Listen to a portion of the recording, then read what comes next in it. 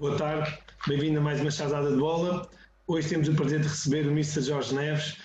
Mr. muito obrigado por ter aceito o nosso desafio, o nosso convite. É uma honra recebê-lo na nossa rúbrica e certamente ouvir e a partilha que irá fazer connosco da sua história e de tudo o que o envolveu até ao momento, certamente vai enriquecer muito a nossa rúbrica.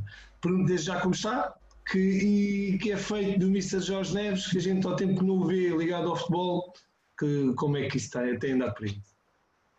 Bom, boa tarde. Assim, antes de mais, agradecer o convite feito por vós. É sempre, para mim, um prazer enorme, sobretudo falar de futebol, que é aquilo que, ao fim e ao cabo, nos move, esta paixão que se pode dizer que é eterna.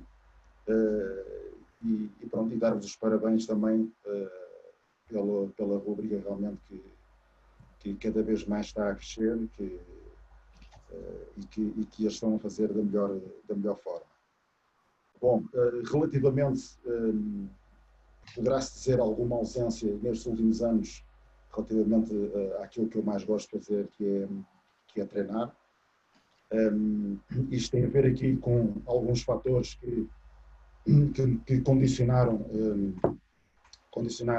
essa minha atividade, a começar por um problema quando saí do Mafra, um problema passados cerca de um ano, houve um problema de saúde a nível familiar, não comigo, mas uma pessoa da minha família, em que tive efetivamente de dar algum acompanhamento. As coisas estão a seguir os seus passos normais. Entretanto, vocês sabem tão bem ou melhor do que eu que no futebol, havendo alguma ausência na atividade, as coisas às vezes tornam-se, por este ou por aquele motivo, mais complicadas para que haja um regresso rápido. De qualquer forma, apesar de não ter estado a treinar neste último período, tenho feito tudo aquilo que os meus colegas que estão envolvidos nesta profissão fazem. Acompanho o futebol diariamente, vou ver jogos, vejo os jogadores, tento estar da melhor forma possível atualizado para quando for solicitado para estar o mais preparado possível. Tenho estado em reuniões de treinadores, de formações que vão fazendo ao longo deste período e esperar, como se costuma dizer, esperar que haja contacto ou que o telefone toque para abraçar realmente aquilo que mais gosto de fazer. Há de aparecer, certamente, em breve. Acredito sim. Passa a bola. Eu queria agradecer ao Jorge por ter aceito o convite. É um prazer receber aqui o Jorge, que Obrigado. Acompanhei ainda a parte final da carreira do Jorge, quando ainda era pequenino. Jorge, em termos de formação, Montabrão e Estrela da Amadora, certo? Como é que foram esses tempos?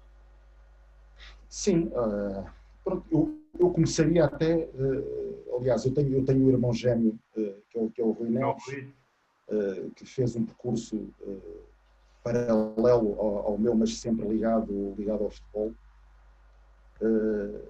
Nós, efetivamente, aqui na nossa rua, que se poderá dizer, aqui em Queluz, começámos a despontar naqueles jogos de rua que havia há uns anos atrás, que era a nossa forma de brincar na rua.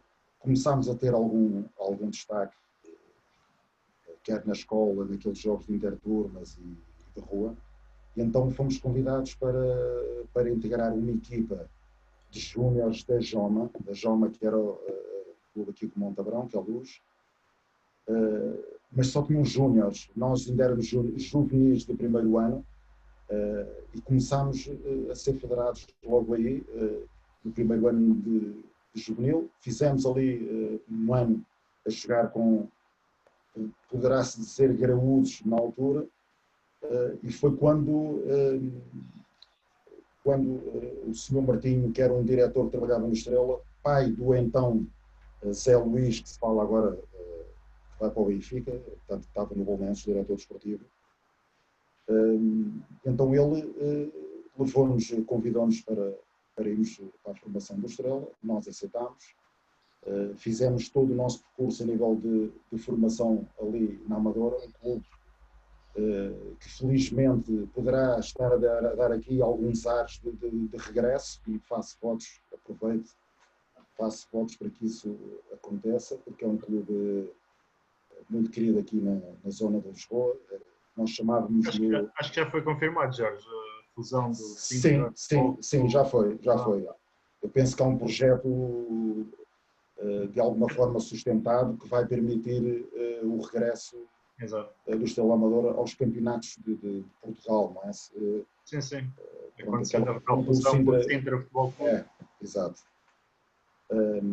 E pronto, a formação fizemos-la dessa forma, chegámos aos séniores, fomos dos poucos que assinámos contrato profissional com o Estrela Amadora. Ainda tive uma ligação de 3 anos com o Estrela, depois já posterior fui emprestado, ali 2 ou 3 anos, porque tive ali um problema também de uma operação à apendicite, na véspera da apresentação do primeiro ano do Estrela. Eu segui um caminho diferente do meu irmão na altura. O meu irmão seguiu pelo Estrela e eu fui à procura da minha sorte por outros clubes. Exato. A mudança para sénior foi no Maranhense, depois Faf, Fanhões, antes de chegar ao Campo Meirense, não é? Exato. Não, foi... aliás, eu recordo... Eu, quando fui emprestado, na altura que eu tinha contrato com a Estrela Amadora, ao Maranhense, fui eu e mais 4 colegas meus. Ou seja, houve ali um protocolo a fim de ajudar clube em concreto, que era o Maranhense. Na altura, salvo erro, portanto, só havia segunda divisão dividida em 3 zonas, era Zona Norte, Zona Centro e Zona Sul. O Maranhense se encaixava na Zona Centro, e foi uma experiência de facto muito boa, em que eu tive o privilégio de dar os meus passos como sénior e a chegar sempre, que era realmente um dos objetivos, para que depois conseguisse outro tipo de coisas. A partir do Maranhense, vou para Faf. A partir do Maranhense, penso que é para Faf. Emprestado novamente, onde curiosamente tem a particularidade de ser a equipa que o Rui Costa também tinha sido emprestado pelo Benfica, e o Mel, na altura, que era um outro jogador, também vinha aqui do Benfica. Nós até nos juntávamos e vínhamos todos de fim de semana e regressávamos, à qual também foi uma experiência riquíssima, que eu em particular gostei muito, porque era um campeonato ali, a Zona Norte, muito competitivo. Na altura, a subida foi disputada entre nós e o Rio Ave. Acabou por subir o Rio Ave ali com uma diferença de 2 pontos, mas não deixou de ser uma época muito boa a todos os níveis. Jorge, pergunto, que eu sei que o Ricardo gosta muito do Rui. Como é que era naquela altura? O Rui já tinha uma qualidade enorme lá no Faf? Tinha muito. O Rui Costa, aliás, esse ano é o ano, na minha opinião, que ele consegue afirmar-se. Não é que ele não fosse realmente bom jogador, mas ele aos 18 anos faz ali uma meia época boa, e posso dizer que fez uma última meia época, que foi o resto da época, muito boa, em termos qualitativos. Era um jogador que rematava com facilidade. Já se via nele que tinha muita coisa diferente de outros. E de facto, nós quando nos juntávamos, ele até brincava connosco e dizia-nos até assim: para o ano, a equipa do Benfica, o backup do Benfica vai ser Rui Costa, Valdo, porque o Valdo jogava na altura, era a grande estrela do Benfica. E acontece o Campeonato do Mundo de Sub-20 nesse ano. Paralelamente a isto, o telefone no final da época começa a ligar, do Guimarães, do Braga, e eu vi logo, todos nós vimos que tanto interesse de alguns clubes aqui, que o Rui de certeza que vai dar o salto rápido. E felizmente aconteceu isso no Campeonato do Mundo, onde ele teve uma preponderância grande na equipa que representou, na seleção. E as coisas, felizmente, depois correram bem. Eu penso que até foi o Eriksen depois que me levou para estágio. Não sei se foi o Eriksen, mas eu tenho essa ideia. E as coisas, felizmente, correram bem. Muita qualidade, Rui Costa. Muita qualidade. Eu particularmente gosto de jogadores com qualidade, principalmente a jogar do meio para a frente. Não é que eu não gosto atrás, mas os chamados maestros das equipas onde entrega no Rui e deixa respirar, e deixa a equipa respirar. Eu acho que é fundamental as equipas terem jogadores com essa qualidade. Claro. Em relação ao Jorge, o Jorge continuou no seu percurso e foi ao Fanhões, José, certo? Antes de chegar para o Cameirense. Sim, fui ao Fanhões. Quando regressei do FAF, houve a possibilidade de continuar no FAF. Eu vim ao Fanhões fazer. Fomos emprestados, portanto, fui eu e mais 2 jogadores do Estrela, ao abrigo também ali porque era a primeira vez que o Fanhões ia disputar a segunda divisão B, salvo erro. E onde nós conseguimos, houve ali um ano que conseguimos um 4º lugar, um 5º, uma coisa muito boa, e foi o ano então que apareceu a possibilidade do Cameirense, que estava na segunda liga,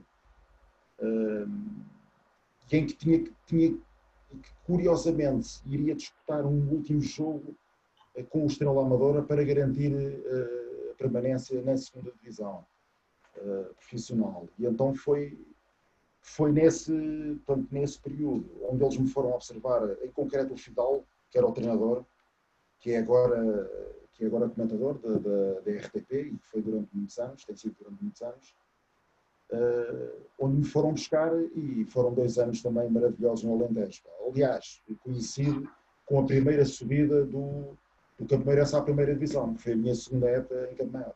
Exato, era o que ia dizer. E como é que foi essa subida depois do Cameirense à primeira liga? Não, foi de facto, o Cameirense era um clube e tenho muita pena que não tenha continuado a dar aqueles passos, porque era um clube com uma particularidade muito grande.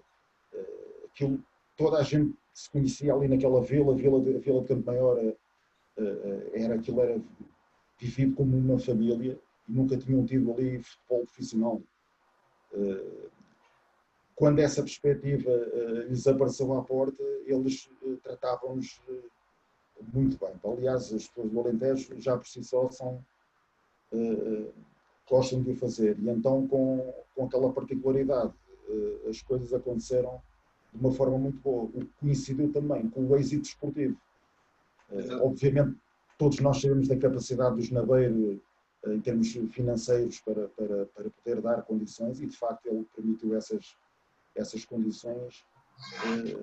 Aliás, ele até tinha, e nós mais à frente até podemos falar deste, ele até tinha um sonho muito grande. Aliás, foi-nos dito no balneário, no primeiro e no segundo ano, que ele queria conquistar a Taça de Portugal.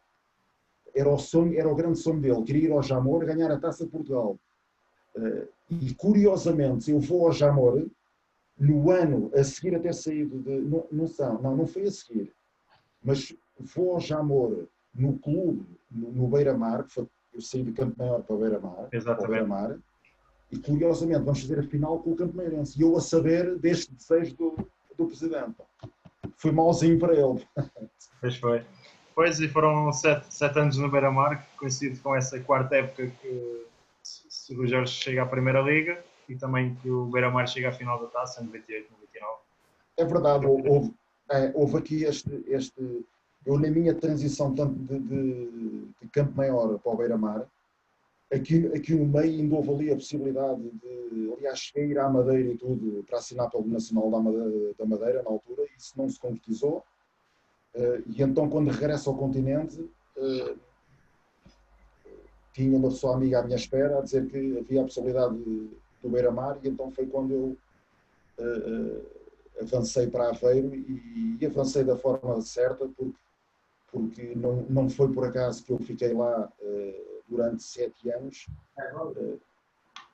Além das pessoas que me trataram sempre uma forma magnífica. É uma cidade que eu aprendi rapidamente a identificar muito com ela. Aliás, e passei ali provavelmente os melhores momentos em termos desportivos da minha carreira. Sim, foram 7 épocas e foi a maior parte da carreira também foi lá construída em Cidade da Vila. Sim, sim. E como é que foi aquele jogo da final da taça na Jamor, perante a Campoeirense? A emoção depois no final, o gol do Ricardo? Foi fantástico. Foi realmente, posso dizer que na minha carreira desportiva, provavelmente foi o ponto mais alto dessa mesma carreira. Foi algo que nós, provavelmente, não estaria nos nossos melhores sonhos. Nós até dizíamos entre nós, provavelmente o Beira-Mar nunca mais vai ganhar uma taça de Portugal. Ou será muito difícil repeti-lo.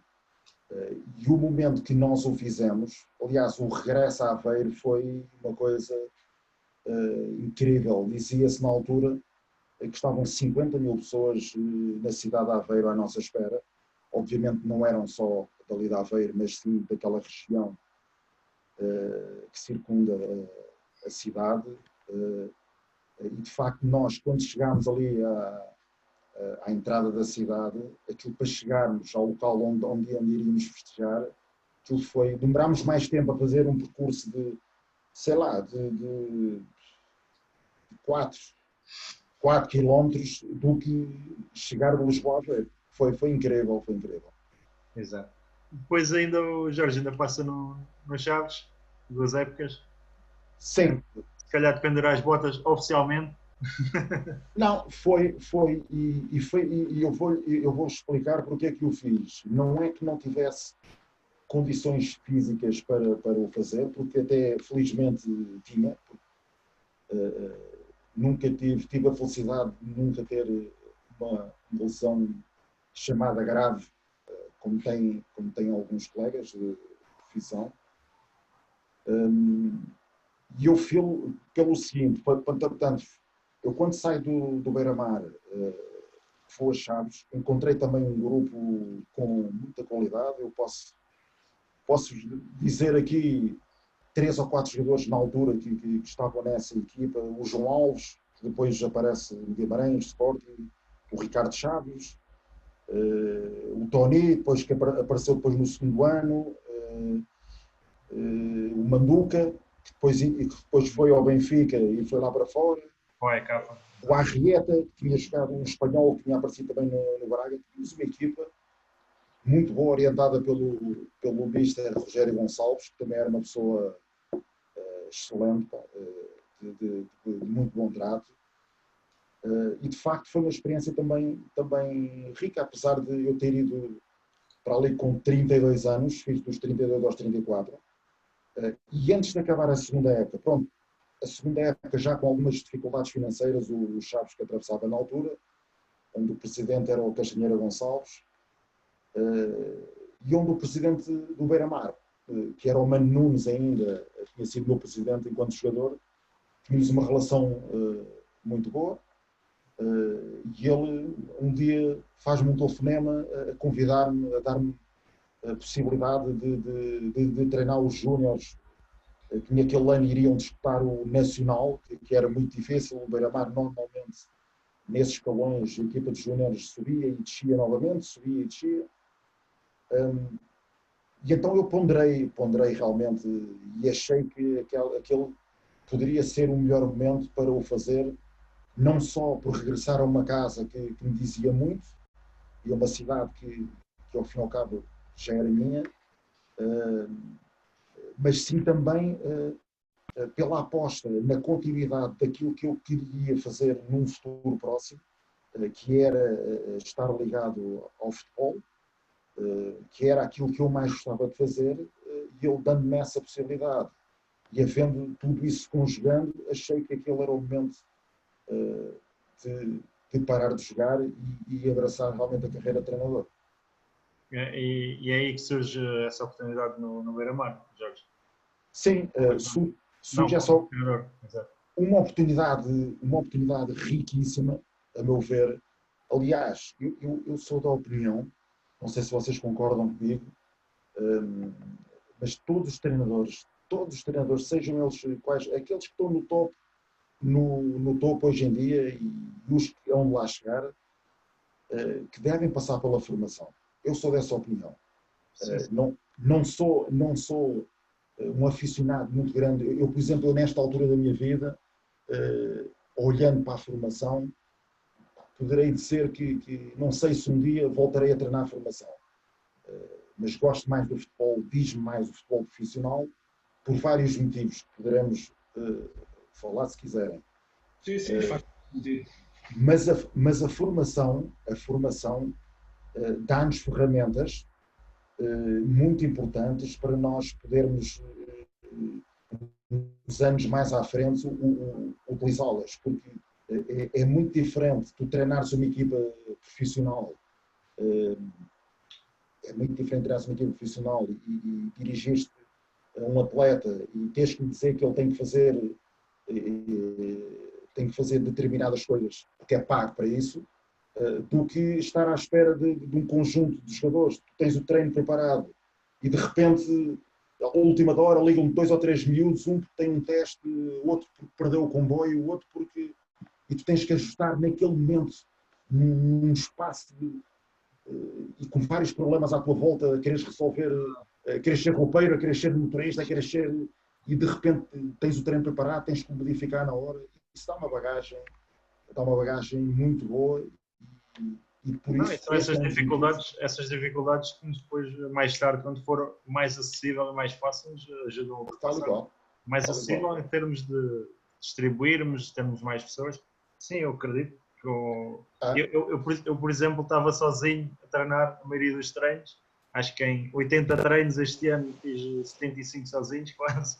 E é complicado porque... É difícil, uma pessoa não ter ninguém. É complicado porque não se controla os grupos e isso tudo. Isso é o chamado treinador MacGyver, pá, autêntico. Isso é... O treino sozinho, de facto, é muito difícil. É muito, claro que se faz, não é? Só que depois a qualidade que tu metes no treino está muito limitada, não é? Porque a passagem de um exercício para o outro... Vou dizer aqui um exemplo que acontecia. Eu fazia 2 ou 3 estações com os miúdos, que era para eles fazerem coisas mais específicas e aproveitar melhor aquilo. Não dá. Eu se meto a fazer uma situação de passo ao contra-ataque e depois saio de lá para ir ver os outros, eles já começam logo a ser uma ganda baba, já não estão a fazer, começam a dar toques. Depois há sempre aquele tem mania que é esperto que vai fazer a coisa, a gente não está a ver e ele vai mandar a bola para fora do campo. Não, é difícil. É complicado, é muito complicado, mas pronto. Não deixa de ser uma experiência, era o que eu estava a dizer, não deixa de ser uma experiência muito rica, porque tu amanhã treinas com 4 ou com 5 adjuntos, não é? Adjuntos, a palavra adjunto também, pronto, não é das minhas favoritas, mas vá. 4 ou 5 com colegas de treino, não é? Porque são todos válidos, todos têm uma missão clara de treino e eu acho que falhando o treino já não é a mesma coisa. Claro. Por isso eu acho que são todos importantes. Não, e ajuda a evoluir bastante. Não, ia perguntar aqui, Jorge, eu não sabia, pensava que era antes da fase de treinador. E ainda há aqui uma aventura para o Alentejo, por Beja, São Marcos, o Cadete, o Fernando Mendes. Como é que surgiu esta aventura? É verdade. Isso, aliás, já tinha acabado. Aliás, foi quando há esse convite. Eu agora estou-me a situar, porque quando há o convite, foi num período que eu regressei de Chaves e a formação do Beira-Mar, não. O Chaves, a última época em Chaves foi em 2013. A formação fila logo a seguir a ter acabado no Chaves. Foi esse o motivo que eu regressei a Aveiro. Depois tive 2 anos na formação nos Júniors, no Nacional. Nós conseguimos, felizmente, descer na manutenção. E depois destes 2 anos, regresso a Lisboa, o chamado ano sabático, pronto, porque, entretanto, há uma mudança estrutural no Beira-Mar, onde entra outra estrutura técnica, outro presidente, outros investidores e, pronto, e quando isto acontece, toda a estrutura do futebol também é mudada. E eu tenho ali um ano de interregno, e foi neste período depois que apareceu essa possibilidade, foi entre amigos, ligaram-me assim, ó Jorge, pá, vamos fazer aqui, isto é só para jogar, não é preciso treinar, não é... E então, aliás, era o Pitico, eu lembro-me, era o Pitico, que também tinha passado pelo Beira-Mar, e eu conhecia-o. O Fernando Mendes, o Cadete, era o guarda-redes de futebol de praia do Sporting na altura. O Bruno Xavier, que tinha jogado que é ali do Algarve, tinha jogado futsal também, qualquer coisa. O Brigel, tinha jogado no Estoril. Foi ali uma série de jogadores. O engraçado daquilo é que nós só nos encontrávamos ao domingo, o que era completamente contra toda a normalidade que há no futebol, porque nós encontrávamos com o resto da equipa, a equipa é essa que treinava durante a semana, que chegava ali numa perspectiva e numa esperança de poderem jogar todos, mas por brincadeira o Fernando Mendes chegava ao domingo, eu há bocado falava em off, o Fernando Mendes chegava ao domingo e dizia por brincadeira, ora bem, assim, hoje quem joga sou eu, é o Jorge, é o Cadete, assim, e mais 7, arranja mais 7 aí. E pronto, aquilo era um pouco de brincadeira, pá. Era uma brincadeira a sério, porque aquilo era um campeonato distrital dali da Zona de Beja. Exatamente. Sim, eu lembro-me que em Beja, ver reportagens há uns anos, que havia equipas, eu pensava que não treinavam, porque havia equipas que só se encontravam ao domingo, que era para ver sempre o futebol na terra. Exato. Era os treinos. Aliás, aquilo era engraçado. Nós quando íamos jogar a qualquer lado, estávamos a aquecer, e na altura o Chelsea era a equipa da Berra, pá, o Chelsea do Mourinho. Exatamente. E então chamávamos na altura, o São Marcos era o Chelsea do Alentejo, pá, estás a ver? Aquilo era um filme. Ainda joga bem, que ainda de vez em quando joga ali contra ele, ali com o pessoal que vai jogar ali no campo aqui perto. Sim, ele ainda está no ativo, não sabia. Vai dar uns toques. Mas já só uma coisa mais entre amigos, já não é nada. Mas já não faz aqueles carrinhos por trás, não? Não, mas ainda tem mania que sabe dar cuecas, mas não consegue. Ainda tem mania, de vez em quando dá aquele toque à esquerda ou à direita, mas joga bem. Ainda pesado, mas joga bem. Grande Fernando. Mas joga bem. E um abraço para ele, um abraço. O pé esquerdo ou direito não são coxos, joga bem com os dois. Vê-se que está ali, vê-se que jogou muitos anos à bola e a qualidade está lá. Né? Mas entre ele, outros jogadores que lá vão jogar também com ex-jogadores, né? Vão lá jogar, e sim, com qualidade. Por acaso o Fernando Mendes é um deles. Mas depois aqui a seguir esta aventura para o Alentejo, volta a Beira-Mar como adjunto, certo? Sim, isso foi outro telefonema. Isso foi novamente o Mano Nunes que entra novamente no Beira-Mar através de uma comissão administrativa, onde estava o Bruno Moura. Ele aposta no Bruno Moura, precisava de um adjunto, lembrou-se de mim, então ligou-me a perguntar se eu estava interessado e eu combinei com o presidente um almoço, fui ter com ele a Aveiro, as coisas entre nós funcionavam sempre por palavra, depois mais à frente é que se efetivava os contratos e pronto, havia uma relação de confiança muito grande e houve essa possibilidade. A partir daí foi um percurso, tive ali ao fim e ao cabo, funcionava um pouco como chamado treinador da casa, como se diz muitas vezes, onde houve ali passagens, muitos treinadores depois, que foi o caso do Rui Bento, do Costinha, do Ulisses Moraes, onde aliás o Sérgio Ganinha também apanhou ali um período dentro das mesmas funções. Depois do tanto Costinha,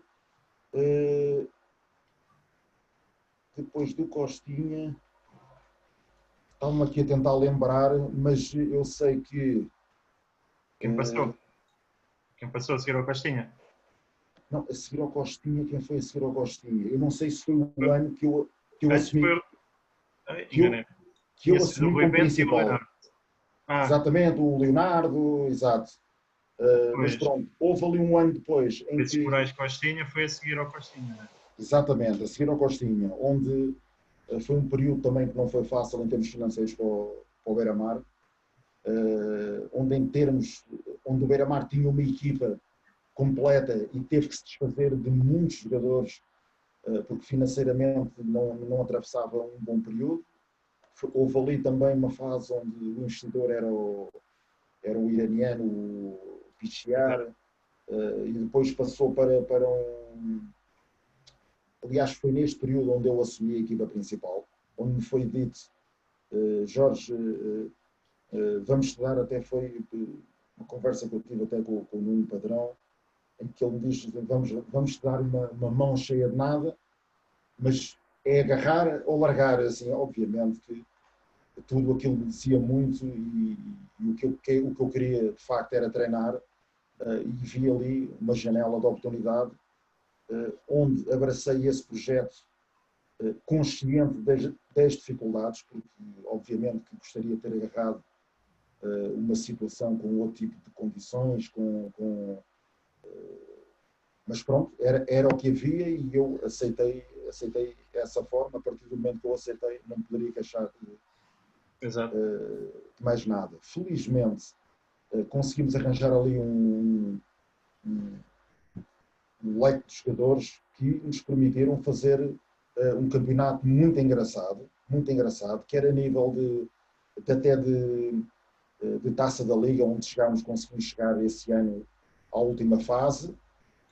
Ainda deu para desfrutar e meter miúdos a jogar contra o Braga.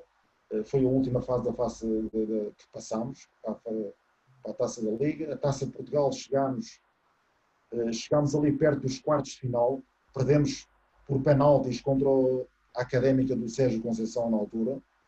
Também fizemos uma taça de Portugal engraçada e fizemos um campeonato muito tranquilo, à imagem do que era o Beira-Mar, noutros anos, e conseguimos ali fazer uma coisa engraçada. Há depois o aparecimento de um outro investidor que foi terrível, que foi ruinoso para o Beira-Mar. Posso dizer, porque vivi isso, experienciei isso de forma efetiva, que foi a vinda do Omar Scafuro, que era um pseudo-empresário que vinha de uma empresa da Pierre Alise, pronto, aquilo houve ali uma série de situações, à qual ele traz um italiano, um ex-jogador das Juventus, que eu tive uma relação impecável, muito boa. Provavelmente outra pessoa no meu lugar não teria ficado, mas eu fiquei, porque comecei a conhecer a pessoa que lá chegou.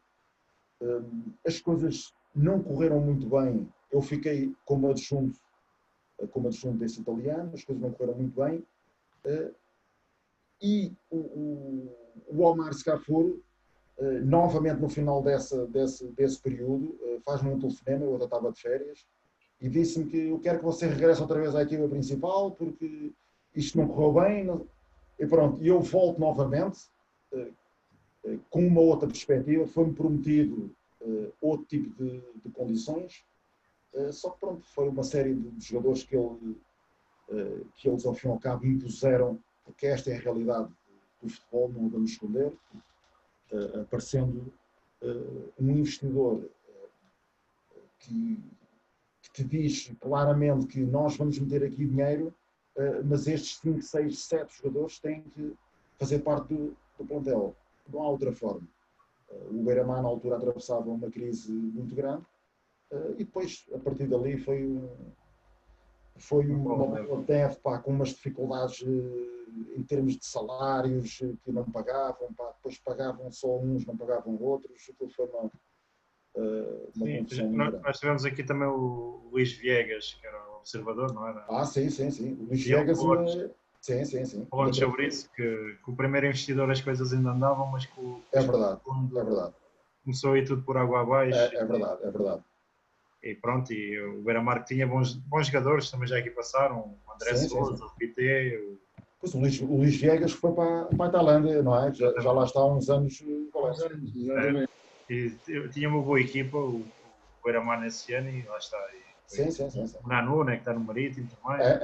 Aliás, o Nanu, curiosamente, isto agora, vou puxar aqui um bocadinho dos galões, não é? Porque isto foi Jorge que lançou o Nanu. Para dar aqui um bocadinho, não é? De cada coisa. Não, mas o Nanu foi um dos jogadores que eu meti a jogar em Braga, que foi quando nós atingimos ali a Taça da Liga, o último, onde não tínhamos, no plano teórico, não tínhamos efetivamente grandes possibilidades de disputar depois o resto dos jogos da mesma forma que o fizemos até ali, mas que eu entendi que era importante também dar minutos a miúdos menos utilizados. O Nanu era um dos miúdos que tinha acabado de subir a sénior e que jogou esse jogo. Que na altura já tinha estas características, era muito rápido, e ele tem crescido, eu tenho acompanhado minimamente a carreira dele e ele tem crescido. Exato. E depois ainda há uma passagem para o Mafra, que foi a última, certo, Jorge? Depois depois a seguir ao Beira-Mar, há esse convite feito pelo presidente José Cristo, onde eu entendi e pelas informações que tinha, que o Mafra era um clube que estava a crescer, e a prova disso é que nos últimos anos tem-se cimentado no patamar profissional, pelo menos. Eu sei que o desejo do presidente também é tentar um dia chegar à Superliga. À Primeira Liga. À Primeira Liga, e se Deus quiser as coisas hão de seguir esse caminho. Foi um projeto que me agradou, que eu fui, que abracei. As coisas correram dentro do que nós perspectivámos. Eu quando digo do que nós perspectivámos, aliás, o Caetano esse ano vai comigo, conseguimos chegar ali, tentar fazer um campeonato à medida dos recursos também que nós tínhamos. Andámos sempre ali, começámos, eu lembro-me, recordo, começámos o campeonato muito bem e talvez tenha sido aí logo uma das coisas que, se fosse hoje, eu teria modificado algumas coisas, porque nós nos primeiros 3 jogos, que ninguém esperaria, o Mafra tinha uma equipa claramente de jogadores constituídos da época anterior, ou seja, vinham do Campeonato de Portugal ainda. Vinham do Campeonato de Portugal.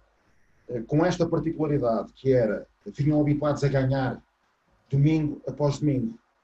Não é? Porque uma coisa é tu jogares o Campeonato de Portugal e teres uma equipa que consegue ganhar mais vezes do que perde. Outra coisa é chegar a uma realidade diferente, que é a Segunda Liga, onde provavelmente as pessoas acharam que era suficiente o grande núcleo daquela equipa, com mais um ou outro jogador, que era suficiente para abraçar a Segunda Liga. Tivemos várias conversas com a estrutura. Eu achei, e aliás comuniquei isso ao Presidente na altura, que íamos, nós até tínhamos uma expressão engraçada, que até dizíamos ao Presidente, olha, a nossa realidade, isto não vamos mentir a ninguém, isto vamos andar com o eletrocardiograma ali, a fazer eletrocardiograma semana após semana até ao final da época. Não há outra forma. Porque eu conheço a Segunda Liga, sei da competitividade que a Segunda Liga traz, e o facto é que nós chegámos ali a meio da época, o Presidente falou comigo,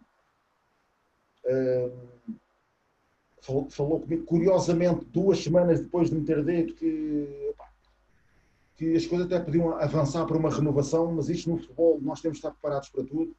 O futebol vive exatamente desta forma, tu 2 semanas antes és visto como alguém que pode ser a pessoa certa para um futuro próximo, e passados 2, 3 semanas com 2 derrotas e vens ali para a linha d'água, o Presidente entendeu na altura que temos que mexer nisto, vamos dar aqui outra, e foi quando ele convidou o Jorge Paixão, que já lá tinha passado e ao qual era muito amigo, e entendeu que ia fazer essa mudança. Nós, tudo bem, ficámos com uma relação tranquila, foi tudo o Mafra connosco portou-se sempre lindamente, fizemos um acordo impecável de ambas as partes, Ainda hoje, se for preciso, falo com o Presidente, não tem problema nenhum. Mas, infelizmente, o que o Presidente constatou foi chegar no final da época e, de facto, foram buscar 7 jogadores novos, continuaram naquele registro. Tu ganha um jogo, depois perde um, empata o outro, e sempre naquela oscilação, mas dentro das dificuldades que eu alertei ao fim e ao cabo no início que iriam acontecer. E chegaram ao último jogo com possibilidades de ficar, mas com possibilidades de descer. Infelizmente, desceram de divisão nessa época, coisa que não me admirou. Não foi o facto de terem descido que não me admirou, foi o facto de não me admirou porque eu sabia que iriam ter um percurso oscilante. Pronto. Tanto podiam ficar como não, mas eu fui verdadeiro para o Presidente e transmiti-lhe isso. Só que isto às vezes no futebol, às vezes é preciso aqui, e lá está, e puxando o filme um bocadinho atrás, não sei se estar agora aqui é fácil dizer que o meu discurso perante o Presidente naquela altura poderia ter sido outro, ou que nós íamos à Liga dos Campeões, ou se isso funcionaria melhor, não sei. Não faço a mínima ideia. Mas fui honesto naquela altura. Claro, e isso é o que fica na história e é por aí o caminho. Também foi uma época difícil que a segunda liga tinha 24 equipas e exatamente, e tinha essa particularidade, exato. Desciam 5 equipas. Ou seja, foi logo um dos poucos anos onde desciam mais equipas. Exato. É que foi logo por aí. Agora Jorge, é o contrário. Agora, quando se não deixe nenhuma... É verdade. Aliás, agora basta vir a pandemia, por exemplo, no CNS não deixou ninguém, não é? Mas na segunda liga ainda desceram. Foi o Zena que as duas desceram. Na segunda liga ainda desceram. Foi. Mas atenção, não deixou de ser uma experiência muito boa, até porque nós tivemos um início de campeonato fantástico. Andámos ali em segundo lugar, vejam bem, o Presidente na altura dizia-nos, e coisa, se nós não conseguimos, mesmo que a gente não consiga subir, para o ano vamos subir, e assim, eu conhecendo a realidade daquela segunda liga, nós até tínhamos, eu e o Caetano falávamos muito quando íamos para casa e dizíamos assim, este começo eu não sei se foi bom ou se foi mau, porque estamos a meter expectativas tão altas que as pessoas depois poderão confundir aqui, e ao fim e ao cabo isso aconteceu, eu senti que isso aconteceu um pouco. Porque depois de 5 jogos que não se ganha, que se faz 2 ou 3 pontos, a malta começa a ver, isto aqui já não vai lá nenhum e desanima tudo. Se ganhávamos no princípio, o que é que não ganhamos agora, não é? Há aqui isto no futebol tem muitas situações que condicionam. Ia só fazer mais a última pergunta, que é, em termos da segunda liga, acha que devia haver um play-off para apurar mais equipas para subir? Se devia descer 3, 4, neste momento só está a descer 2. Eu vi uma notícia esta semana que eles ponderam a fazer um play-off terceiro e quarto classificado e que depois disputa uma final com o 16º da Primeira Liga. Mas pronto, vi isto numa notícia qualquer. Eu penso que isso já se faz lá fora também. Em alguns campeonatos. Ou seja, Inglaterra e em Espanha e Itália há um play-off com várias equipas, com 4 ou 6, em Itália são 6, e só da segunda liga. É assim, em termos de competitividade, eu acho que era positivo. É positivo. Não só para dar oportunidade às equipas que quase conseguiram atingir aquele objetivo de ficar nos 2 primeiros, mas por um motivo ou outro não lhes foi permitido, dar-lhes a possibilidade de um play-off para tentar realmente disputar. E ao contrário, também quem desce da Primeira Liga, a equipa que está ali logo a seguir à linha d'água também,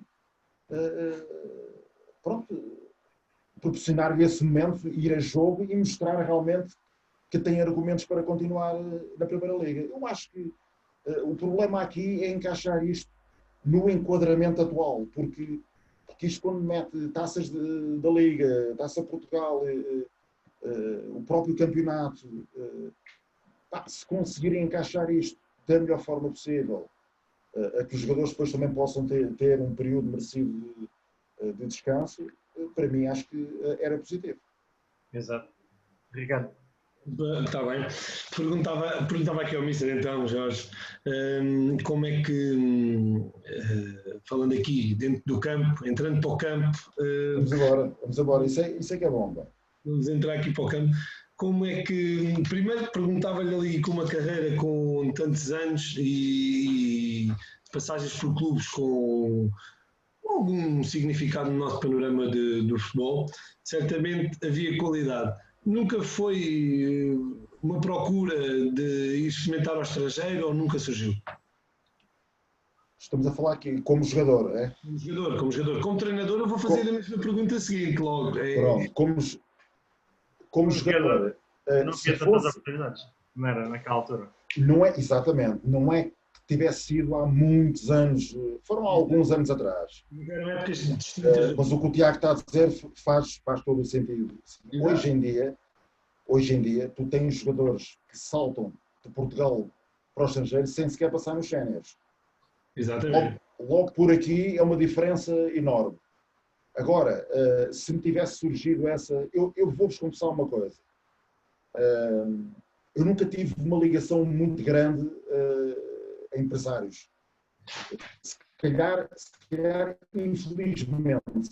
infelizmente, e daqui também o tal pormenor de ter ficado 7 anos no Beira-Mar. Ou seja, eu gostava tanto daquilo que fazia, eu estava tão absorvido na minha carreira, no querer jogar, na Primeira Liga, em toda a envolvência que era o futebol, que eu nem sequer pensava nisso.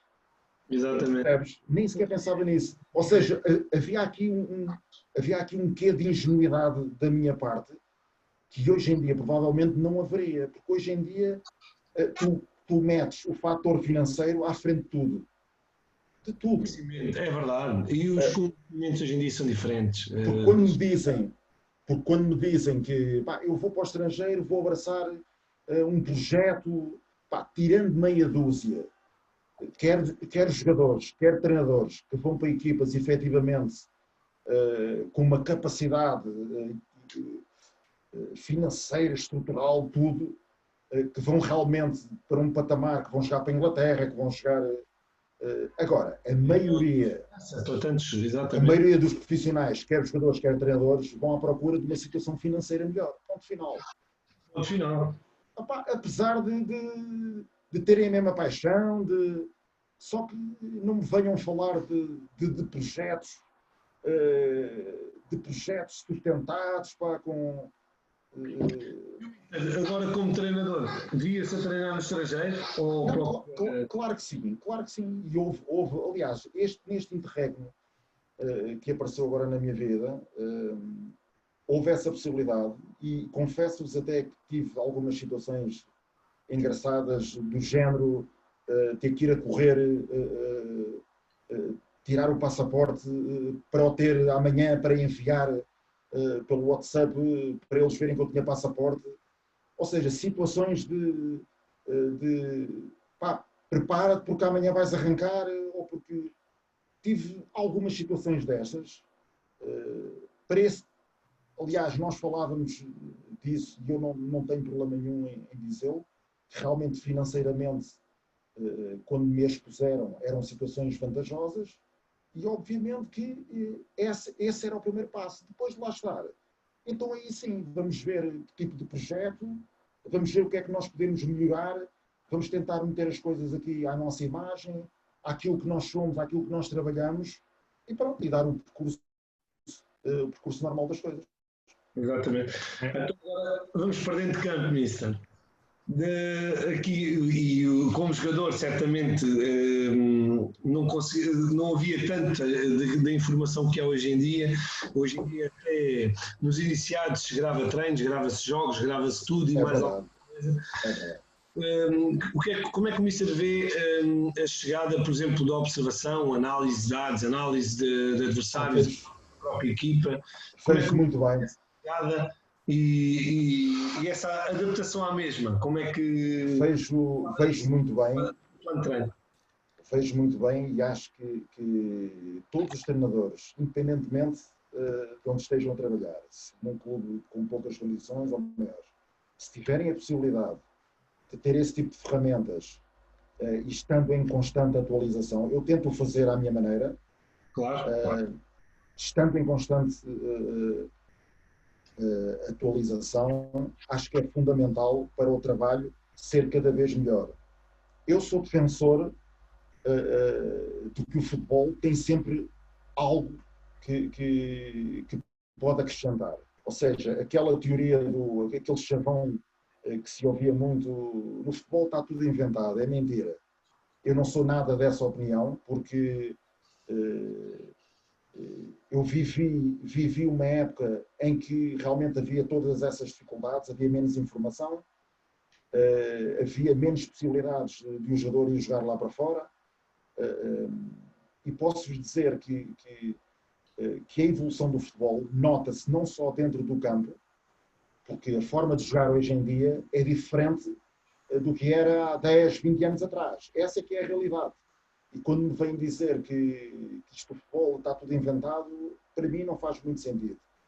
E onde é que encaixa aqui a observação, o treino diferenciado, o treino programado? Encaixa aqui precisamente. Porque a evolução tem exatamente a ver com isso. Não só dentro do campo, mas o treinador, o orientador, como se quiser chamar, daquele conjunto de jogadores que faz a bola rolar, tendo esse tipo de ferramentas disponíveis, consegue de uma forma mais assertiva fazê-lo, consegue potenciar aquilo que poderá ter em mente com maior facilidade. Agora já é uma pergunta de opinião pessoal. Como é que nos inícios de época, nas pré-épocas, como é que o Mister começa a preparar a equipa? Começa primeiro os processos defensivos ou os ofensivos? Ou faz a simbiose de ambos? É assim, eu vou ser sincero, eu quando comecei a treinar, pensava de uma forma. E tenho, ao longo do tempo, deste tempo de treinador, tenho vindo, na minha humilde opinião, tentado ter tido alguma evolução, na minha perspectiva, obviamente, ressalvando sempre, tentado evoluir dessa forma. Opinião pessoal. Se eu vos disser que quando comecei a treinar, preocupava-me mais nos aspectos defensivos, isto porquê? Porque uma equipa, dizia eu na altura, que uma equipa que não sofra golos tem grandes possibilidades de fazer 1 ou 2 e a perspectiva de conseguires ganhar em termos percentuais pode ser maior. Mas neste momento, e acompanhando também alguma evolução do futebol, tu consegues trabalhar ofensivamente, e essa é a minha ideia, consegues, neste momento, ao dia de hoje, tu consegues trabalhar ofensivamente à procura do golo, rapidamente, mas ao mesmo tempo que estás a trabalhar ofensivamente, tu consegues te preparar para a perda da bola. Ou seja, tu no momento da perda da bola já estás a trabalhar os aspectos defensivos. E é nesse momento da perda da bola que se tu os trabalhares de forma efetiva, e podia dar aqui N exemplos, as equipas de topo hoje em dia perdem a bola no último terço do campo e tentam ganhar logo lá. E eu neste momento defendo um pouco essa ideia, que é trabalhar ofensivamente, mas sempre a pensar no momento em que perca a bola, em que isso possa acontecer. Jorge, então aqui uma pergunta.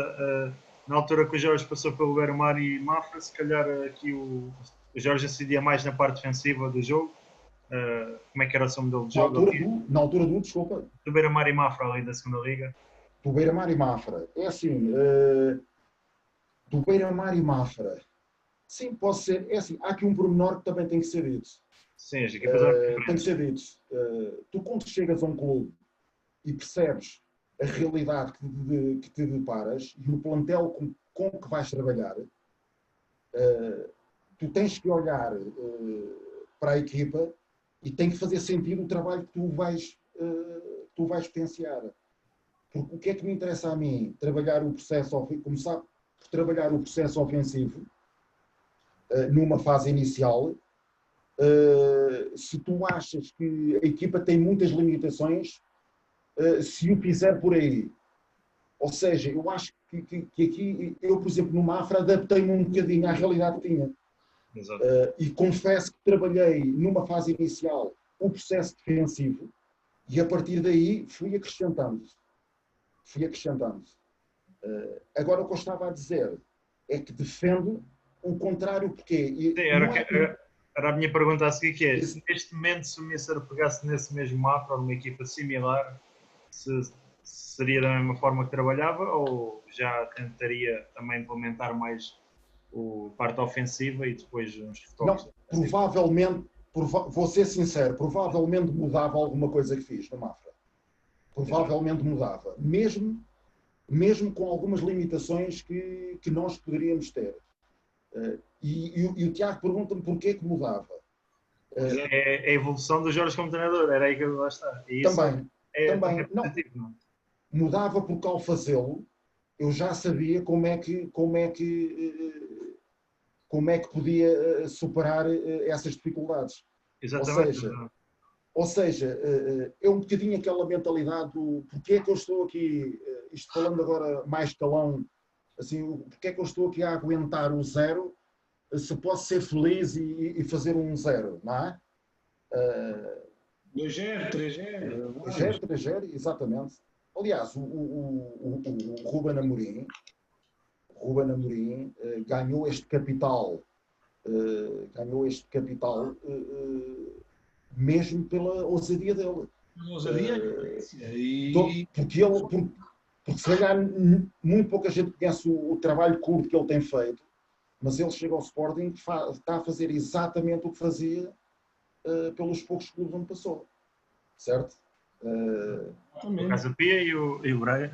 Exatamente. No Casa Pia, ainda cheguei a ir ver o Casa Pia e ele de facto jogava dessa forma. Não, então, sim, também vi o Ruben no Casa Pia. No Braga fez meia dúzia de jogos, de 10, meia dúzia, para aí 10 jogos, e não foi feliz. E não perdeu nenhum. Foi feliz. E a questão que se coloca aqui, no meio desta conversa que nós estamos a ter, vamos imaginar que ele chegava ao Braga e tinha receio de fazer aquilo que estava a fazer anteriormente. Provavelmente não ganhava tantas vezes. E há aqui uma coisa que é fundamental, que é uma equipa está a ganhar 1-0, a outra equipa vai sempre procurar empatar o jogo. Assim.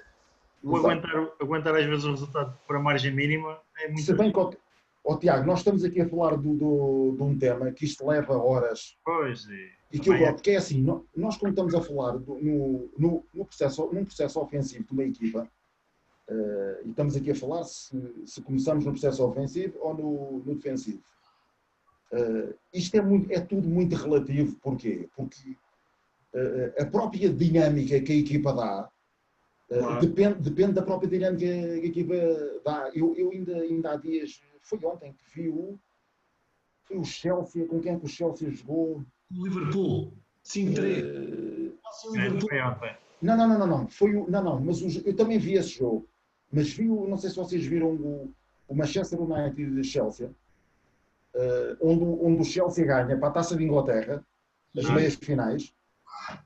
O Chelsea, a dinâmica que o Chelsea, nesse jogo em particular, conseguiu, a dinâmica ofensiva que eles tinham, quer no processo ofensivo, quer no processo defensivo, quando perdiam a bola, era fantástico.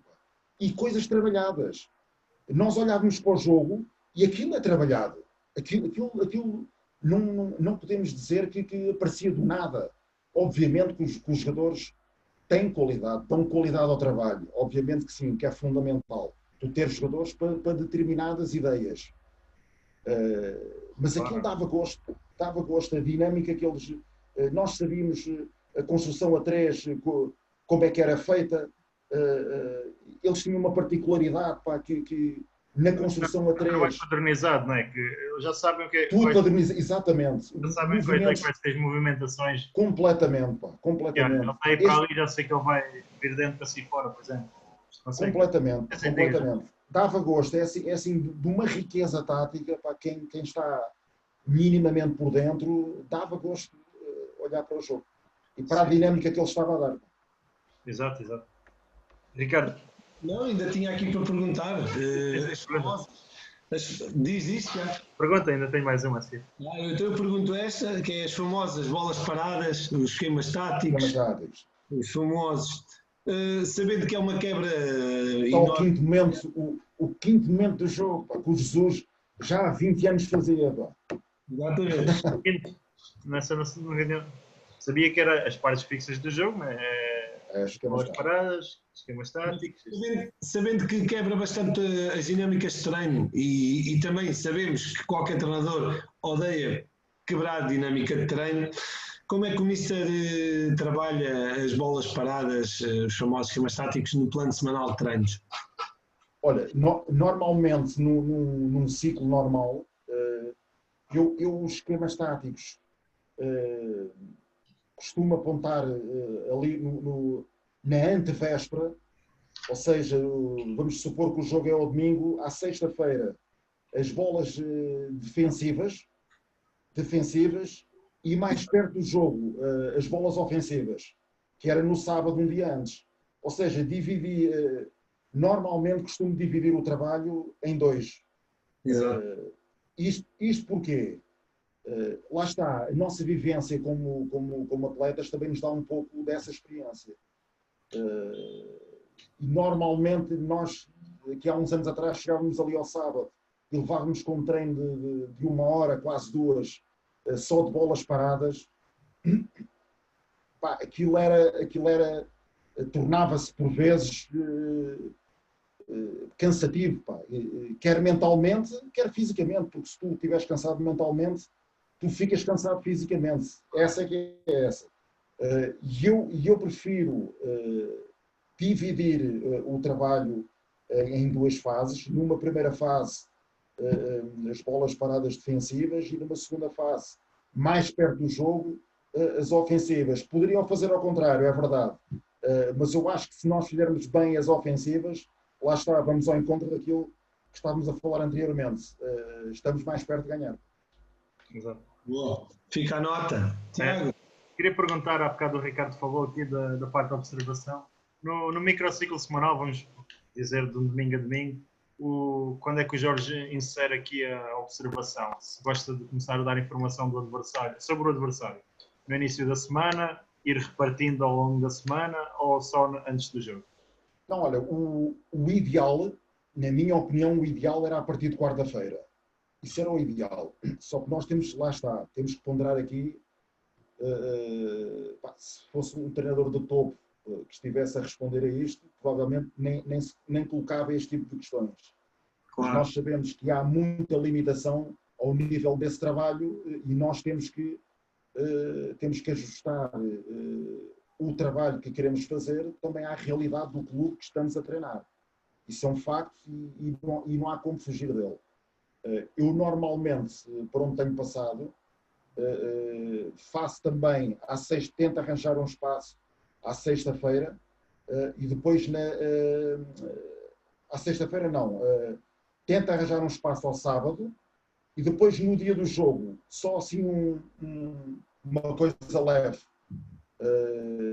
Quando vamos almoçar para o hotel, uma coisa leve, o mínimo possível, e lá está, aqui entra o trabalho de quem trabalha nessa área, tentar explicar ao nosso colega, ao nosso treinador-colega, que é importantíssimo para o jogador estar focado e para que não se disperse, conseguir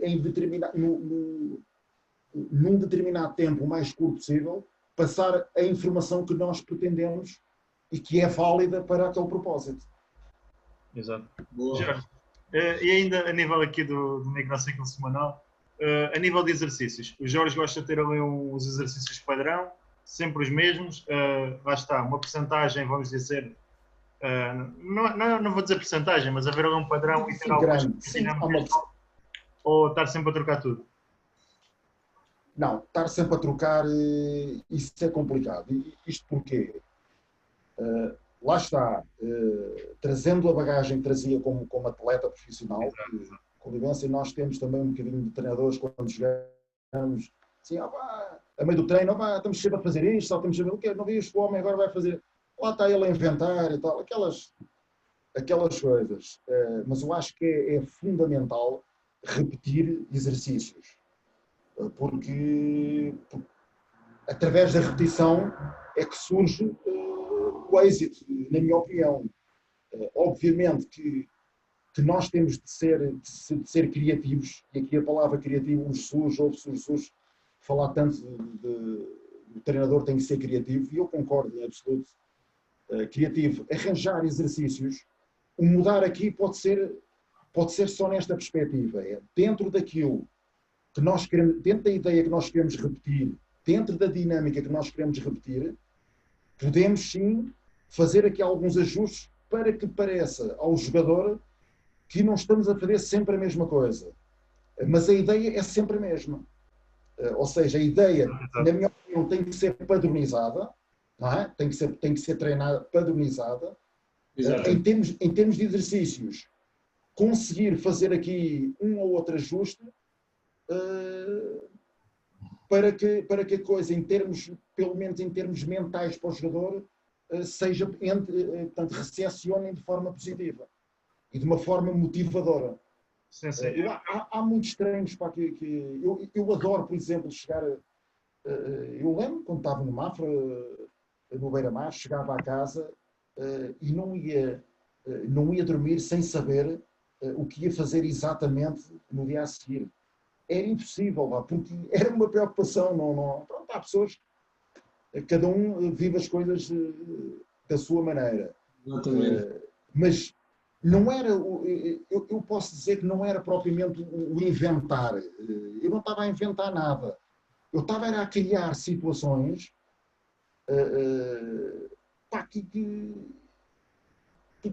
tu, por exemplo, tu chegas a casa depois de um treino que realizaste e tu vais fazer sempre uma análise daquilo que correu bem e menos bem. Exatamente. E tu direcionando para as coisas que correram menos bem, é sobre essas que o que é que nós poderíamos ter feito aqui que potenciasse mais as características do jogador A ou B. Assim, opa, este jogador também estava um bocadinho cabisbaixo, um bocado desmotivado. Assim, opa, mas ele gosta de fazer este tipo de coisas. O que é que nós podemos encontrar aqui uma forma que permita a este jogador deitar algumas características que nós achamos que ele ainda não deitou cá para fora. E, pronto, e é dentro disto.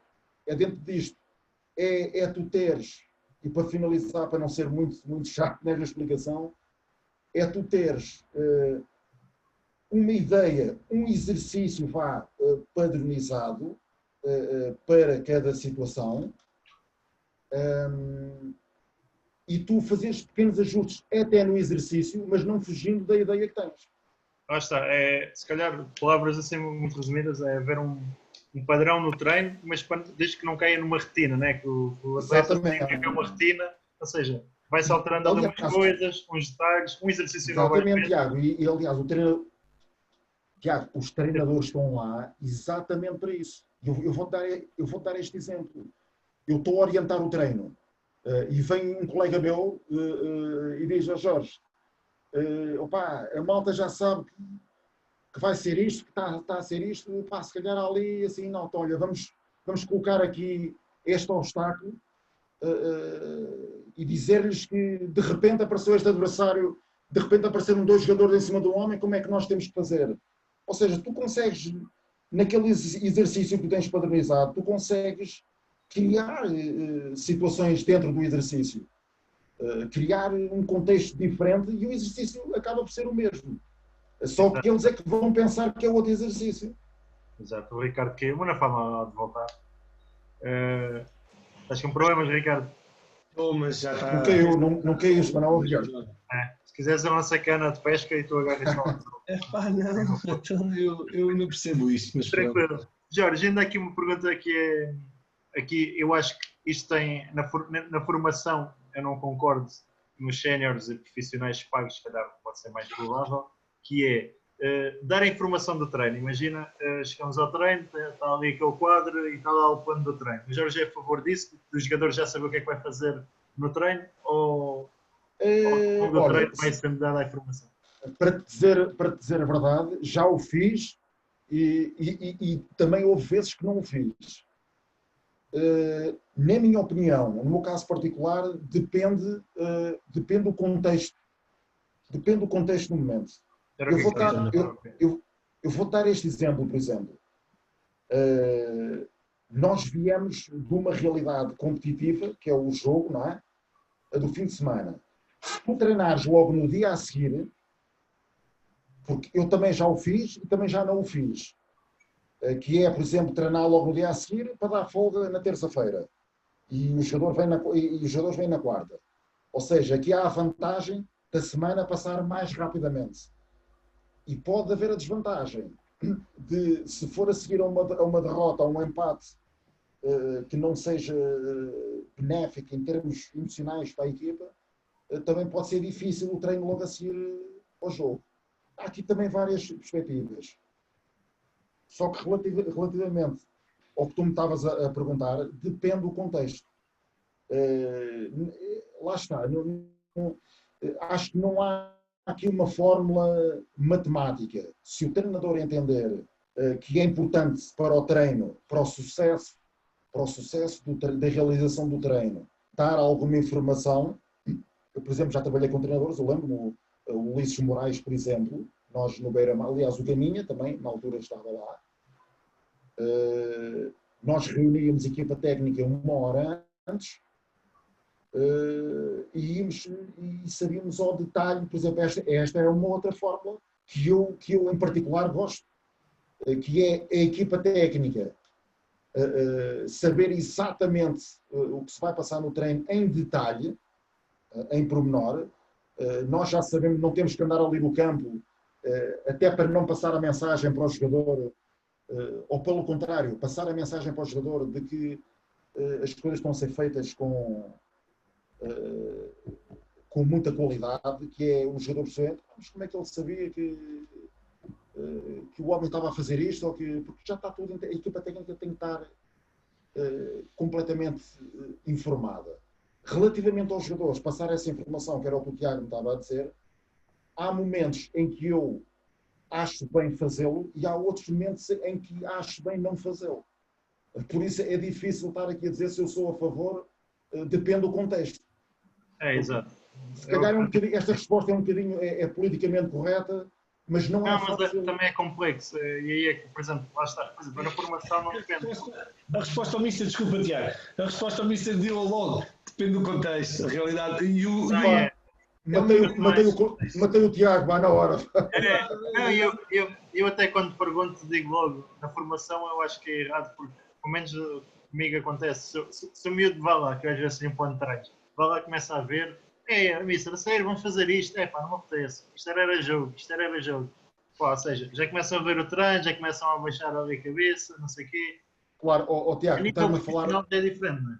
Exatamente, tu estás-me a falar dessa realidade, não é? Agora imagina, Tiago, que tu tens outro tipo de ferramentas, não é? E que estás numa situação e que te permite até chegares ao primeiro treino da semana e com um videozinho com vários cortes de situações que tu treinaste,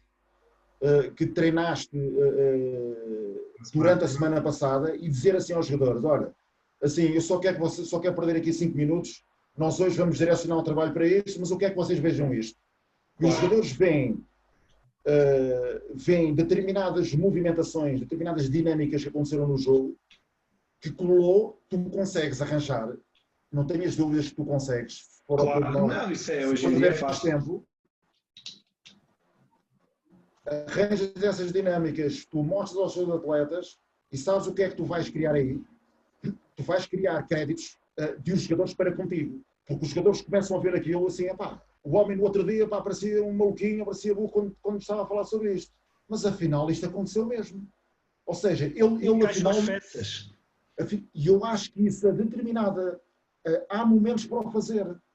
Porquê? Porque os jogadores têm que perceber a determinada altura que o que se está a fazer no treino não se está a fazer por fazer. Está-se a fazer com um objetivo.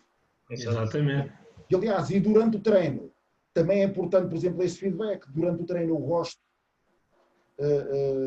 Claro que nós aqui a falarmos somos todos somos todos campeões europeus, obviamente, não é? A teoria tudo é fácil. A teoria, claro que é tudo muito mais fácil. Depois o difícil é a prática realmente.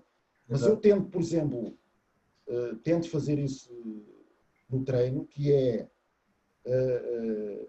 quando acontece algo no treino que eu acho que devo parar naquele momento e lembrar-me de repente de uma situação que se passou no jogo, num jogo em que nós o fizermos, quer em termos de sucesso ou de insucesso, fazer ali um pequeno reparo. Eu acho que é importante isso. Exato. E, portanto, isso credibiliza o trabalho, credibiliza. Exatamente. Jorge, ainda aqui, pergunta final, perspectivas futuras. O projeto, como treinador principal, adjunto, também estaria em caso de hipótese. Não posso dizer que não há nada. Obviamente que o sonho de alguém que construiu uma carreira com menor ou maior dificuldade, onde aparecem obstáculos permanentemente. Obviamente que a nossa ambição é sempre máxima e passa sempre por treinar. Eu não escondo essa ambição, apesar de alguns percalços que tenho tido a todos os níveis. De qualquer forma, digo isto sem vaidade nenhuma, os anos foram passando, não me considero, muito pelo contrário, acabado à mínima dificuldade e esmorecido aqui os meus ânimos. Não, eu inclusivamente confesso que estou em pulgas para começar a trabalhar. Em pulgas mesmo, pá. Isto é... Pronto, toda a gente diz que tem a paixão, é verdade, a paixão, as vivências, mas eu cada vez que penso em regressar a trabalhar, penso que o irei fazer com mais disponibilidade, com mais qualidade, com mais vontade e com mais afirmação, com mais tudo, eu diria, com mais tudo. E estou certo que esta é a minha ambição e vontade que me vai trazer algo brevemente, sinceramente. Boa. Digo isto sem vaidade, mas é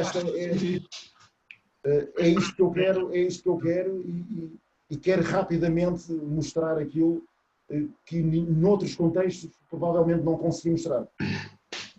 Mas pronto. Olha, vamos passar aqui a parte final da nossa rúbrica, que é o quiz, onde vamos já dizer que temos perdido bastante, vamos tentar sacar um almoço.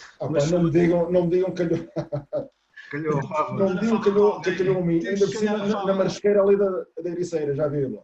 É onde for, isso aí calhou uma fava. É tranquilo.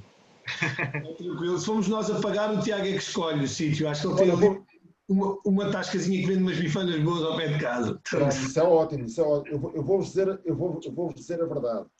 Não fiz trabalho de casa, já sabia que ia haver esta rúbrica neste contexto. O quiz. Exatamente, um quiz. E não estou minimamente preparado. Pá. Vai ser tudo...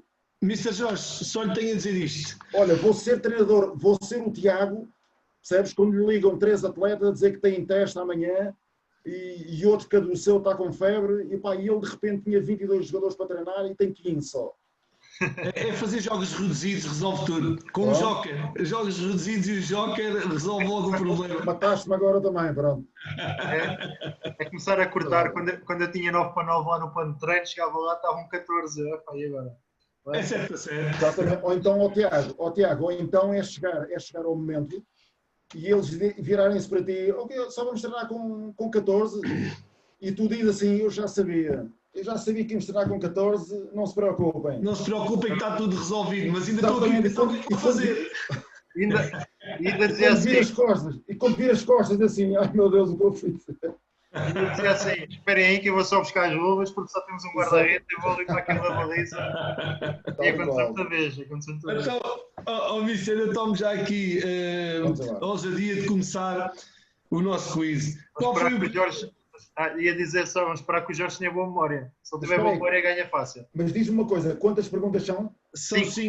O Jorge tem que acertar 3. Então vou começar pelo processo ofensivo, pá. Vamos embora. É o processo ofensivo. É verdade. Começando pelo processo ofensivo. Vamos embora. Qual foi o primeiro adversário na caminhada na caminhada para a Taça de Portugal, 98-99, quando jogava pelo Beira-Mar. Sim, senhor, pá, bela surpresa. Essa não contava. Eu sei de alguns, olha, eu vou começar pela parte ofensiva, pelo processo ofensivo então, olha. Pela final. Campo Meirense, Setúbal, Moreirense, Exato. Penafiel, salvo erro, não sei se foi Penafiel ou espera. Aí já, até o Moreirense sabia, mas faço aqui no sentido. Vamos lá ver se eu acerto esta. Pá. Essa era tirada. Vou só pensar mais 5 segundos. É, tranquilo. Esse ano, porque ora, nós estamos na Primeira Liga, só começamos Na quarta eliminatória. Opa, mas eu vou dizer, eu não vos vou fazer perder mais tempo. Futebol Benfica. É lá! 1-0 para o Mister. Foi o Futebol Benfica, sim senhora. A sério? Foi! 4-2. Olha, sabes qual era a minha dúvida? A minha dúvida é, sabes, nós esse ano estamos na Primeira Liga e as equipas da Primeira Liga só entram a determinada altura. Eu agora não tenho... Eu lembro-me que nós jogámos contra o Futebol Benfica, não me lembrava, não tinha a certeza, era se tinha sido o primeiro adversário nessa... Já agora, o resultado? 6-0, não? Foi 6 golos, mas foi 4-2. Ah, pronto. A não ser que o Beira-Mar tenha feito 2 autogolos. Foi em Aveiro. Foi em Aveiro. Foi. O Mário Duarte. Okay. O jogo a seguir, Jorge, é que foi com o Porto Mocense e foi 7-0. Ah, exato. Estás a ver? Olha, o Porto Mocense eu não me lembrava. Ainda bem que eu disse Futebol Benfica. 1-0. Vamos agora. O ataque, estás a ver? Comecei pelo processo ofensivo. Pois. Já agora, seja, para concluir... agora repara bem. Eu agora como treinador, vocês agora são começa a equilibrar a equipa. Não, vamos imaginar, Ricardo, vocês são meus jogadores. Eu estou no treino. E eu digo-vos a vocês, assim, pá, estão a ver, assim, nós começámos por aqui porque já estamos a ganhar 1-0. É? Ou seja, aquilo que eu disse há bocado já faz sentido. Ou seja, eu não estava a mentir. Comecei mesmo no processo ofensivo. Vamos lá agora. No jogo do desempate frente ao Moreirense, quem fez o gol da vitória por 1-0? Aí. É que se tu me tivesses dito no Leiria fui eu em Leiria. Pá. Curiosamente fui eu que fiz esse gol. Não fui ver. Mas olha, no Moreirense... Depois, no Moreirense nós fizemos 2 jogos. No gol do desempate. Isso foi em Aveiro, esse jogo, certo? Onde está? Moreirense. Quartos de final foi em Aveiro, este 1-0. Esse do 1-0 foi em Aveiro. Ora, em Aveiro... Pá, deixa-me lembrar a equipa que... Moreirense. Eu não estou a responder, só estou a pensar alto. Hein? Nós tínhamos se quiser, eu digo a equipa titular. Tínhamos o Helder. Então vamos lá a equipa titular. Palazzi, Jorge Neves, Gila, Lobão, Eusébio, César Simic, Carlos André, Fusco, Fernando Pereira, Pari, o Rakovic, o Ricardo Souza, o Welder e o Luís Quintas. Com o Moreirense. E foi um desses da equipa titular que marcou, vá. Era isso que eu ia perguntar, assim, não me digas lá que o que marcou estava no banco. Não, foi da equipa titular. Mas olha, eu vou arriscar, e eu até te vou dizer uma coisa, eu acho que fui eu que fiz o cruzamento, só se eu tiver uma falha de memória. Mas pode acontecer. Eu vou dizer, Welder.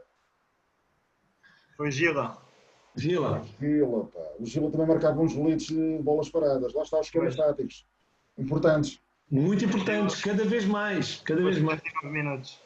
Mas não adivinhava essa. Pá. Ainda antes de passar aqui à terceira pergunta, eu já agora faço uma pergunta dentro dos esquemas táticos. Gosta de ir sempre colocando esquemas táticos novos e inventando e dali apanhar coisas fora da caixa ou tentar cimentar ali aquela meia dúzia? Não, há sempre espaço para uma ou duas surpresas. Boa. Em função do que nós vamos... Porque nós sabemos hoje em dia, lá está, nós hoje em dia sabemos que toda a gente tem capacidade para nos observar, não é? Claro. Para nós observarmos os outros. E se tu crias ali uma situação padronizada, uma única ou duas, eu como já observei aquela equipa, eu sei como é que eles vão marcar o livro. Exatamente. E então tem que sempre caber, não sempre, mas de vez em quando, isto para quê? Para confundir até no futuro próximos adversários que te vão observar. Porque eles não sabem se vais fazer o que está padronizado ou se vais criar a surpresa. É isso mesmo, Seja, é por aí. Eu gosto de perguntar porque é ficam interessante. ficam sempre em dúvida. Exatamente. Olha, Mister, e daqui para a terceira Já fizeste dúvida. Já fizeste dúvida ao resultado também. Tiago, isto foi para me distrair, lá, que ele vai para a terceira pergunta. Eu percebi. Está do Barreiro, pá, já está a querer roubar o míssil. A malta do Barreiro é lixada. Estamos na parte equilibrada. Estamos a equilibrar a equipa. És da terra do Fonseca, lá. Estás a ver? Olha lá, a terceira. Qual foi a última época do Campo Maiorense na Primeira Liga? Podias ter perguntado a primeira. Pois. Podias ter perguntado a primeira que eu sabia. Mas não mudámos a pergunta. Nós, dentro da conversa, foi sempre a mesma. Exato. Está cá, igual. Ora, eu vou jogar aqui pela lógica. A época, o ano, não é? O ano. Sim, é o último ano. Na Primeira Liga. Ora, o Campo Meirense, quando foi à final da taça, que foi em 98, 99, o Campo Meirense ficou a meio da tabela nesse ano. Portanto, 98, 99. 99, 2000 disputaram.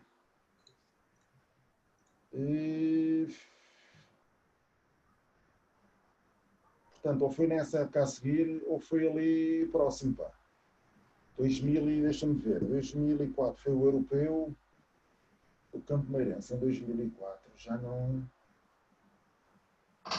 Eu sei que o Naveiro deu-lhe ali queimou-se ali um fusível e acabou com aquilo tudo, pá. E disse logo que parava de investir na equipe e acabou.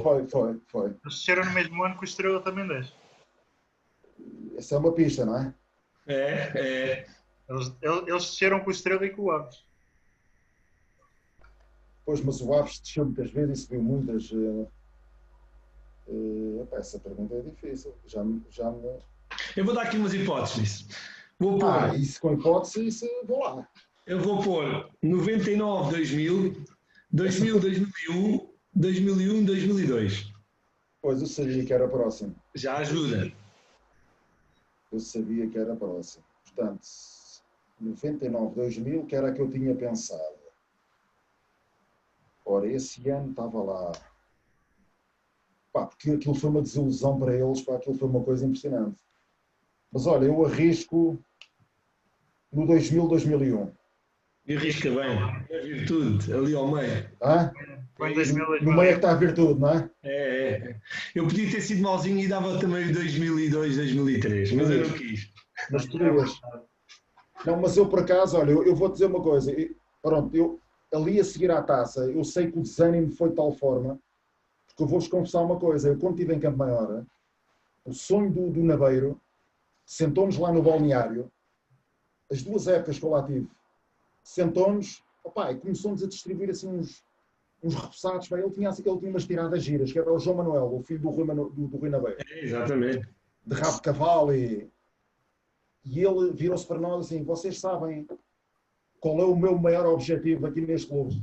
E a malta começou assim a pensar assim: não, Presidente, assim, é ir ao Jamor e ganhar a Taça de Portugal. Quando o Campo Meirense tinha, era, sei lá, era uma sombra, era uma barriga de aluguer, percebes? Exatamente. Não querendo comparar equipas, mas vamos dizer, se calhar um Mafra, que é uma equipa que está na segunda liga ainda, sim, exatamente. Nunca foi a primeira. Pronto. Exatamente. Queria ganhar a Taça de Portugal. O José quis dizer a mesma coisa. E nós, jogadores, olhando assim uns para os outros, assim, o homem deve estar a brincar, de certeza. Isto deve ser uma brincadeira. E, curiosamente, eu vou apanhá-lo, eu na equipa adversária, no Jamor na final da taça. Eu, quando o encontrei, assim, o Presidente, você bem dizia, pá. Assim, não teve foi sorte. Não teve foi sorte.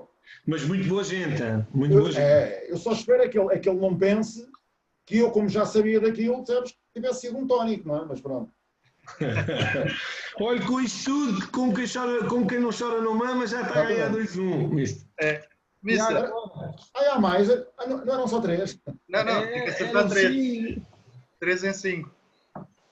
Isto é a melhor de 5. Ou seja, se o Covid aparecesse agora no meio da nossa conversa, já acabava-se o campeonato e eu já tinha ganho. Era 2-1. Exatamente. Como não chegou aos 3 pontos, a gente desceu a divisão. Vamos embora. Olha, o Mister treinou o André Sousa no Beira-Mar. Onde é que ele está a jogar atualmente? O clube. O André Sousa está na Turquia. Ele veio outra vez para o Bolonenses, depois voltou. Está na Turquia no... Aquilo é um nome... Só ver se eu me lembro do nome do clube. Já está meio a resposta certa. Eu tenho acompanhado mais ou menos. Esses jogadores, olha, André Sousa, Helder Tavares, também está na Turquia, foi meu jogador. Olha, o André Sousa foi outro dos jogadores, naquele ano do Beira-Mar, que eu consegui reunir ali uma equipa. O André Sousa não era um jogador muito conhecido e fez uma excelente época lá no Beira-Mar. Ele é aqui nosso vizinho, ele é da Moita. Muito bom jogador, pá. Gosto tecnicamente, pronto. E joga.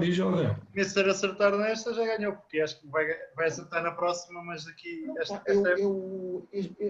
ainda estava a ver se ganhava aqui o crédito. Se me perguntassem do Helder Tavares, o nome do clube do Helder Tavares acho que ainda é mais difícil. Mas o do André Sousa é o... Não, do André é fácil. O nome. Pelo menos é um dos clubes ultimamente com mais nome. Conhecido. O do Helder Tavares é o Altai. O Altai, exato. O Altai é do Helder Tavares. O André Sousa, pá... Como é que se chama? Talia Sport? Não.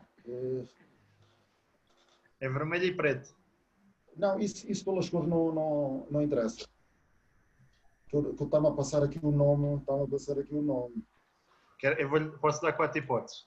Se vais dizer as 4 hipóteses, eu acerto de certeza. Mas dá 5 ou 6, vá. Dá as equipas todas do Campeonato Turco.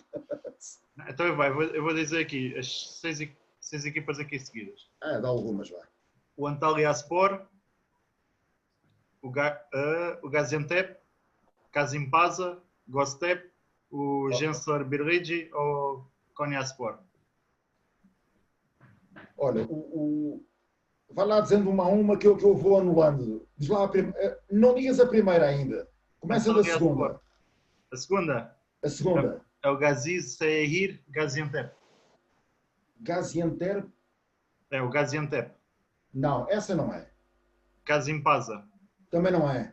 Gostep. Gostep também não era. Um tal beta essa. É. E o Gençler Birlici. Gençler? Birlici. Que o Sporting perdeu aqui para a Taça UEFA 3-0. Diz lá a primeira. Mas diz devagar. É o Antalyaspor.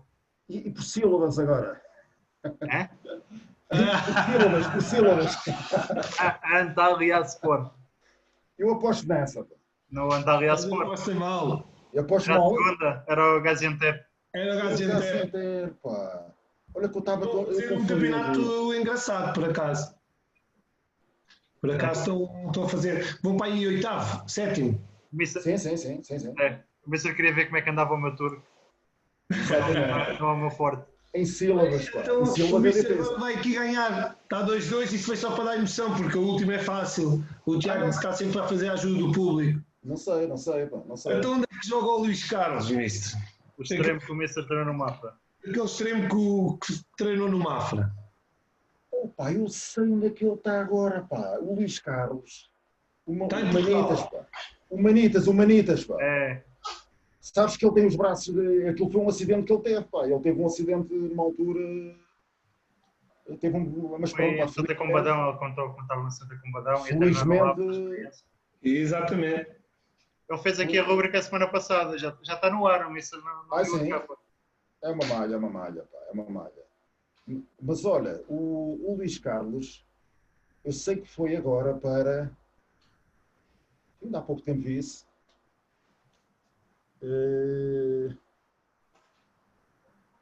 Vais-me dar algumas equipas? Não, também? É a série D do Campeonato de Portugal.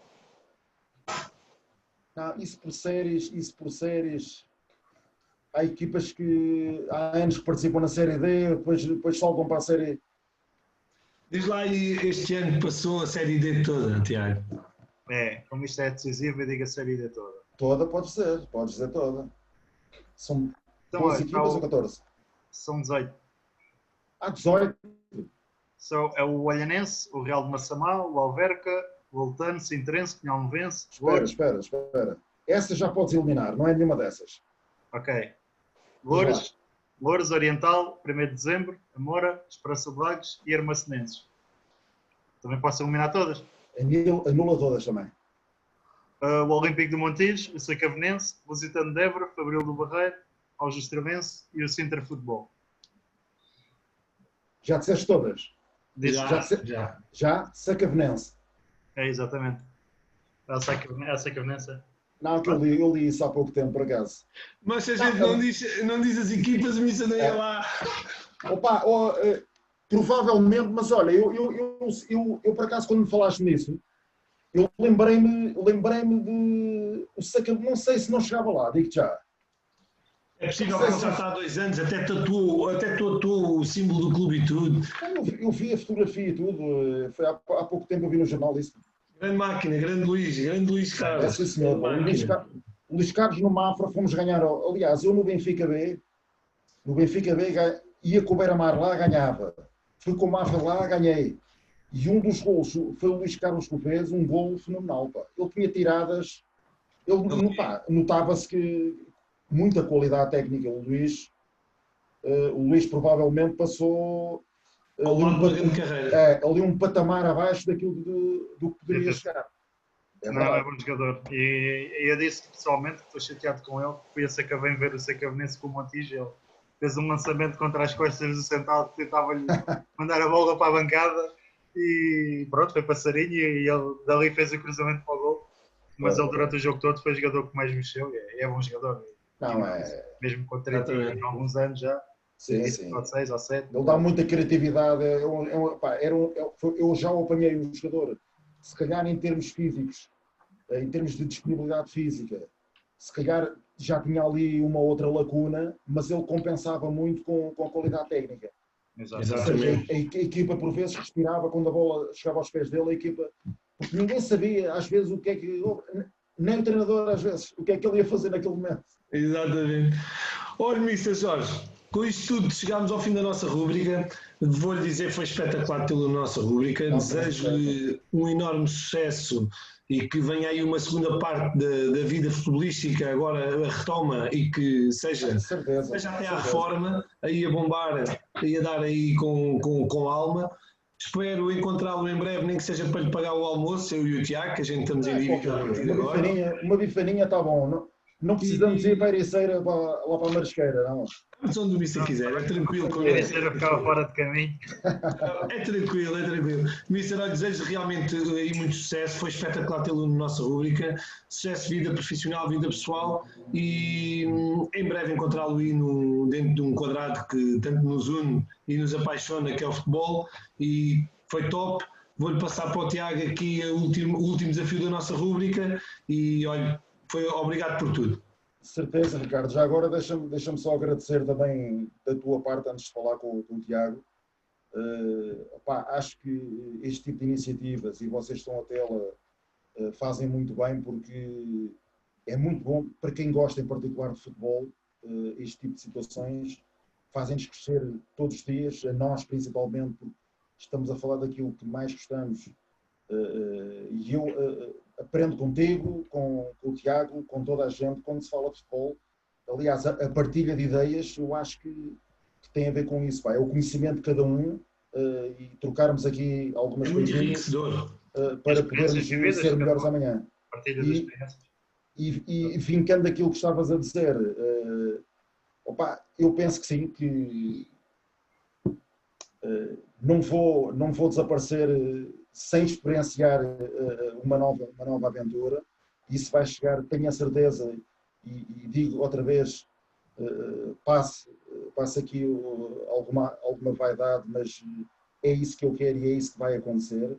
E tenho a certeza que vocês também provavelmente não, tenho a certeza que vão ter um sucesso grande com esta iniciativa, e provavelmente amanhã nem queiram falar comigo, mas sim com o Jorge Jesus e com o Mourinho. Aí é que Mas está. eu estou, mas eu estou a Falaremos torcer sempre também com aqui todos. e agradecer também o convite, tá? Obrigado. Tiago, Queria agradecer as palavras do Jorge e também desejar as mais felicidades e que todos nós, né, consigamos estar no campo dentro em breve. Vamos estar todos, vamos estar. E em termos do desafio, quais são os colegas que o Jorge quer convidar para participar aqui connosco? Eu posso ajudar um colega que foi meu colega, quer como jogador, quer como treinador, pertence à minha equipa técnica também, como treinador guarda-redes, que é o Palazzi, que apesar de não ser português, eu já o considero o francês mais português. Sempre. O francês mais português de França. Acho que é uma pessoa divertidíssima, tem um espírito muito positivo. Trabalhou comigo, quer como jogador, que era fantástico. Para mim foi um dos grandes guarda-redes que passaram no futebol português, que trouxe e acrescentou muita qualidade ao nosso futebol. é verdade. Ele tinha características muito particulares mesmo, que poucos tinham. E como treinador guarda-redes, foi um continuar do conhecimento que eu tinha dele, que poderia acrescentar algo aos guarda-redes com quem nós trabalhávamos no momento, e eu penso que isso foi conseguido na altura. Por isso, desafio o Palazzi e tenho a certeza que aqui são capazes de ganhar o almoço. Não, e será um prazer receber aqui o Palazzi nas nossas chazadas. Olha, Jorge, queria agradecer novamente e desejar boa sorte e muito obrigado por ter participado. Ok, Tiago, eu é que agradeço. Tá? Olha, Um abraço para vocês. Tá? Estamos juntos. Força. Obrigado.